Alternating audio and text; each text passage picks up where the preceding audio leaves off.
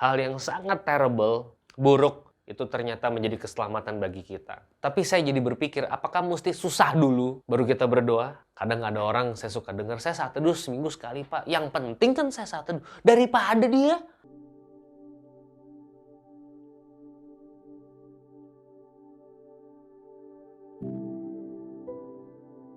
Shalom Bapak Ibu, selamat hari Minggu.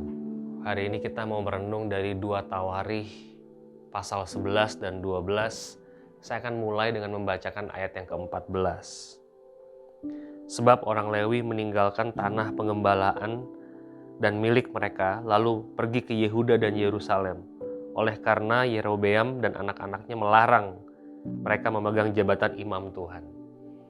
Saudara, peristiwa ini dicatat karena perpecahan konteksnya antara Israel Utara, Israel dan Israel Selatan Yehuda. Sudah pernah berulang kali saya membahasnya. Yerobeam Raja Israel nggak mau rakyatnya tuh berbondong-bondong ke Yerusalem untuk ibadah. Jadi dia bikin tempat ibadah sendiri yang mana melanggar ketentuan hukum Allah. Orang-orang Lewi di ayat 14 diminta untuk pergi ke selatan. Nggak boleh lagi melayani. Bapak Ibu, peristiwa ini negatif bagi Israel. Tapi apakah peristiwa ini juga negatif bagi Yehuda? Kita lihat ayat 16 dan 17. Dari segenap suku Israel, orang datang ke Yerusalem mengikuti orang-orang Lewi itu, yakni orang yang telah membulatkan hatinya untuk mencari Tuhan Allah Israel.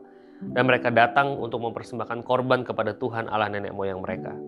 Demikianlah mereka memperkokoh kerajaan Yehuda, memperkuat pemerintahan Rehabeam bin Salomo selama 3 tahun. Karena selama 3 tahun mereka hidup mengikuti jejak Daud dan Salomo. Wah, rupanya ini positif bagi Yehuda. Negatif bagi Israel, positif bagi Yehuda. Tuhan bisa menggunakan hal yang nampaknya jelek, malapetaka, menjadi sesuatu yang baik. Tentu saja untuk kerajaan Yehuda. Saudara, saya juga ingin mengingatkan saudara untuk terus-menerus berharap sama Tuhan. Hal yang buruk nggak selalu buruk. Yang harus paling kita orang Kristen ingat adalah karya salib Kristus. Hal yang sangat terrible, buruk, itu ternyata menjadi keselamatan bagi kita. Yang kedua, catatan perlu kita lihat juga dari 2 Tawarikh 12 ayat 1 dan 5. Kita lanjutin kisahnya Rehabeam ini. Rehabeam beserta seluruh Israel meninggalkan hukum Tuhan ketika kerajaannya menjadi kokoh dan kekuasaannya menjadi teguh. Ayat 5, Nabi Semaya datang kepada Rehabeam dan pemimpin-pemimpin Yehuda yang berkumpul di Yerusalem berhubung dengan ancaman Sisak dan berkata kepada mereka, beginilah firman Tuhan, kamu telah meninggalkan aku, oleh sebab itu aku pun meninggalkan kamu juga dalam kuasa Sisak. Saudara, Rehabeam dan seluruh rakyat meninggalkan Tuhan. Nggak tanggung-tanggung loh. Ketika kerajaannya semakin kokoh, mereka justru nggak lagi setia kepada Tuhan. Kadang-kadang kita mesti dalam situasi yang sulit ya saudara, baru kita berdoa ke Tuhan. Tapi saya jadi berpikir, apakah mesti susah dulu baru kita berdoa? Saudara, dalam kondisi yang baik seperti sekarang ini barangkali, tetaplah berdoa kepada Tuhan.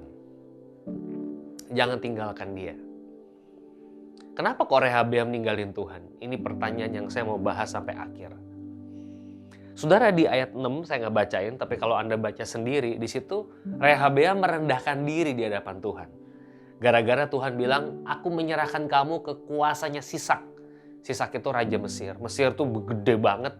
Yehuda tuh kecil, cuma 2 suku. Yehuda dan Benyamin.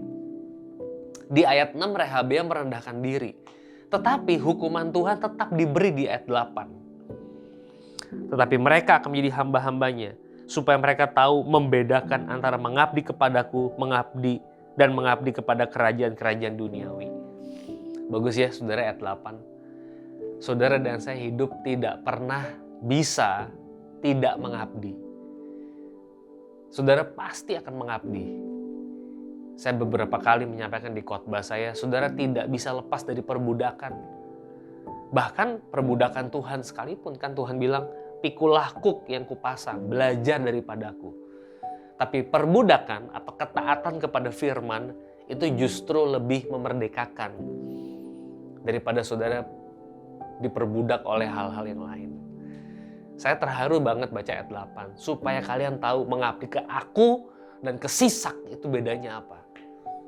Lebih enak mengabdi kepadaku.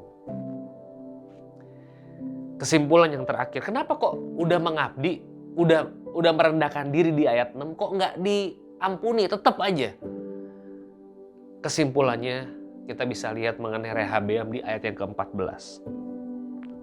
Ia berbuat jahat karena ia tidak tekun mencari Tuhan. Dia nggak tekun.